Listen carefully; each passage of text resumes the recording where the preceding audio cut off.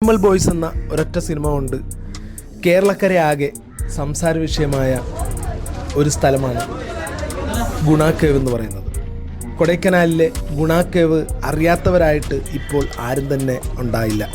1821 Kodaikanal സന്ദർശിക്കാനെത്തിയ British officer BS വാർഡും സംഘവും കാടിനുള്ളിലൂടെ സഞ്ചരിക്കവേ ചില പ്രത്യേക ശബ്ദങ്ങൾ അദ്ദേഹത്തിൻ്റെ ശ്രദ്ധയിൽപ്പെട്ടു. അതിൻ്റെ ഉറവിടം അന്വേഷിച്ചു പോയ വാർഡും സംഘവും ഏറെ പ്രത്യേകതയുള്ള അതിപുരാതനമായ ഒരു ഗുഹ കണ്ടെത്തി. ആ ഗുഹയ്ക്ക് ബ്രിട്ടീഷുകാർ നൽകിയ പേരാണ് ഡെവിൾസ് കിച്ചൻ. ആദ്യ കാഴ്ചയിൽ ഭീമാകാരമായ 3 പാറകൾക്കിടയിൽ സ്ഥിതി ചെയ്യുന്ന ഒരു നിലവറ പോലെ തോന്നിക്കും.